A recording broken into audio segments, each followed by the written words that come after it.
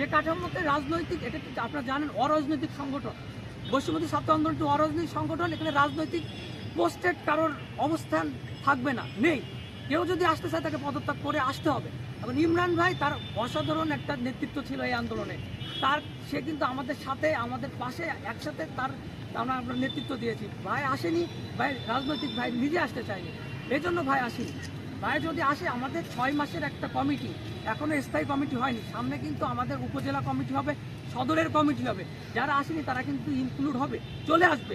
Plus আমাদের যে সামনে যে আরও স্থায়ী কমিটি হবে, তখন এখান থেকে দেখা গেলো আমি নাও হয়ে যেতে পারি। এখানে যোগ্যতার বেসিসে এই কমিটিটা হবে, এখানে বৈষম্য করা হবে না কারোর সাথে। আমি মিডিয়ার সাথে বলে যাচ্ছি, কেউ এখানে বৈষম্য করে বা কোনো রকম লিয়াজুক করে এই কমিটিতে আসার কোনো বিন্দু মাত্র সুযোগ নেই। উদ্যত্ত আহ্বান, আপনারা আমাদের পাশে থাকুন, আমাদের সাথে থাকুন। আমরা ইতিমধ্যে অনেক রাজনৈতিক দলের নেতৃবৃন্দদের সাথে বসেছি, তারা কিন্তু আমাদের সাথে রয়েছে। এই অভ্যুত্থানের স্পিরিটকে নিয়ে আমরা এই নতুন সাতক্ষীরাকে গড়তে চাই। আপনারা জানেন 15 বছর ধরে আমাদের এই সাতক্ষীরা কিন্তু আমাদেরকে একটা কুক্ষিগত করে রাখা হয়েছিল। বৈষম্যবিরোধী ছাত্র আন্দোলনের সাতক্ষীরা সংস্কার করতে চায়। আগামী বৃহস্পতিবারও আমাদের একটা কর্মসূচি রয়েছে। সাতক্ষীরা অবকাঠামোগত, দুর্নীতিগত সব দিক থেকে আমরা কিন্তু সাতক্ষীরাকে এগিয়ে নিয়ে যাব। আমরা চাই আপনারা আমাদের সাথে কাজ করুন। মিডিয়া ভাইদের জন্য আমাদের উদ্যত্ত আহ্বান, আপনারা আমাদের সাথে কাজ করুন, আমাদেরকে সাহায্য করুন। আমরা একসাথে একটা সুন্দর সাতক্ষীরা, সুন্দর বাংলাদেশ আপনাদের উপহার দিব। ধন্যবাদ। এবং আমরা ইতিমধ্যে একজনকে বহিষ্কার করেছি। সে কিন্তু আমাদের একটা ভালো একজন যোদ্ধা ছিল, তবে তার যে কার্যক্রম সেটা আমাদের সাংগঠনিকের বাইরে গিয়েছে।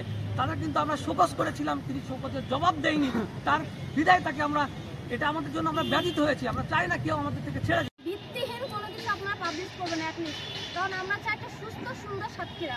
আপনাদের সহযোগিতা কাম্য করছি, প্রশাসনের সহযোগিতাও কাম্য করছি। আমরা ইতিমধ্যে অনেক মত বিনিময় সভা করছি, আমাদের অনেক প্রোগ্রাম আছে, কারণ আমরা তরুণ প্রজন্ম।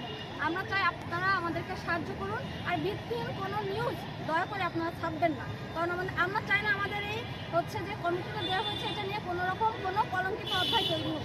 আমরা সুস্থভাবে সুন্দরভাবে সবাইকে নিয়ে কাজ করতে চাই। যারা কমিটির বাইরে আছে তাদেরকে ছাড়া কমিটি কখনো সম্পন্ন হবে না।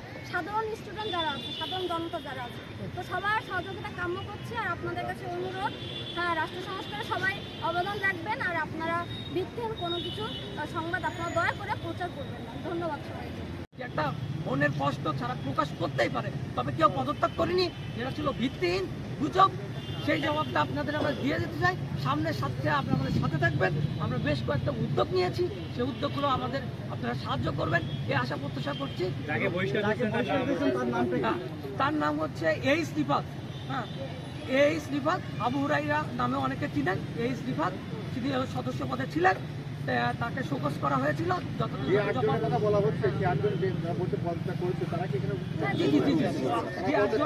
নাইম আছে, আমাদের ইখতিয়ার ভাই আছে, আবার নাহিদ আছে।